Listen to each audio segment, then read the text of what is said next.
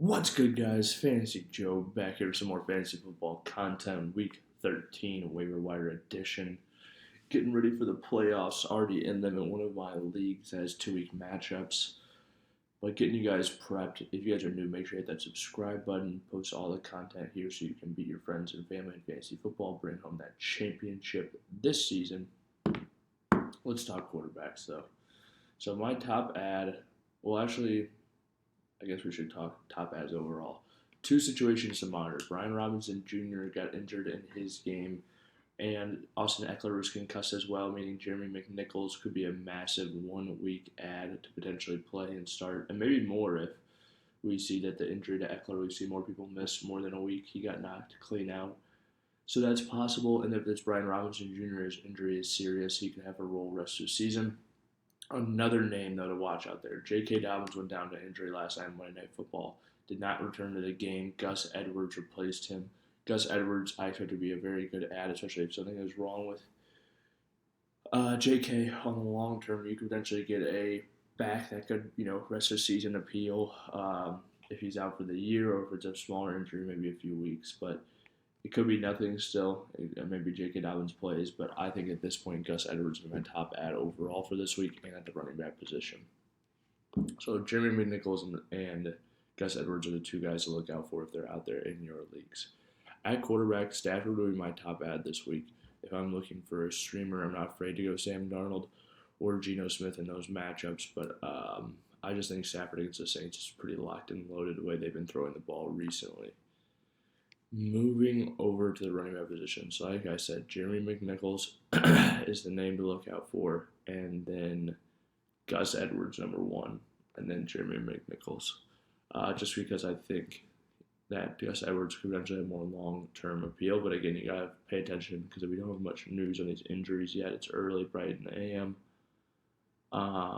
Amir Abdullah is worth a dart throw. He might potentially get more work again this week, but he plays Kansas City, tougher matchup. But that's something to consider. Moving on over, Nick Westbrook-Akine is an ad. He's been really good recently. If you look at how many times he's been catching a touchdown,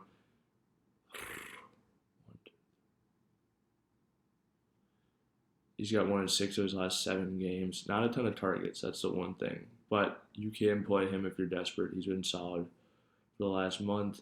MVS, I don't think is a bad play either with their receiving depth chart the way it is right now. I do think you can roll him out there.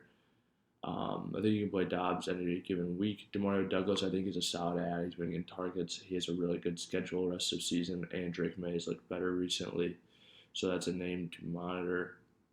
Noah Brown, another name I would look out for. He's been getting targets each and every week recently. I don't know why my computer won't allow me to. Okay, come on. Load it up. Here we go. Okay, so you can see 10 targets this last week, 4, 7, 6, 6. That's pretty dang good. He hasn't had the most production, but you're getting targets from a high-quality quarterback. That's worthy of adding the way the depth charts are looking right now, especially wide receiver waivers get cut down as the year goes on. So look out for guys if they got upside. Taysom Hill's out there in this league. That's wild. It's a 10-man league. He was on bye that last week. That's why. Jonnu Smith, if he's out there, he is the ad this week. If you can add Jonnu Smith and he's out there in your leagues, you got to take him. He's just been balling to see a tight end do this. 9 for 87 and a touchdown, 6 for 102 and a touchdown the week before. Some really good weeks for him. Taysom, we've seen what he does, obviously. I think you can even add Will Disley if both those other guys are taken. Moving on to defense, Commanders are an absolute great play this week. I think Colts are solid, but I'd be a little bit scared of Drake May. I think he's gonna ball this week, honestly. Jets defense, I would love to play against Seattle, although I think you could probably do worse things. Cowboys defense against the Giants, I would definitely play though. Commanders defense is my number one, but I think that I'm probably going Cowboys this week. If you guys have made it to this point in the video, please hit that like button, hit that subscribe button. Post rankings coming out tomorrow, so check those out. And I hope everyone has a good Thanksgiving. Thankful for everybody that watches my videos and subscribes to Fantasy Joe. I have a ton of fun doing this, and you guys make it sick. So thank you guys for all being a part of the Fantasy Joe family. Love you. Bye.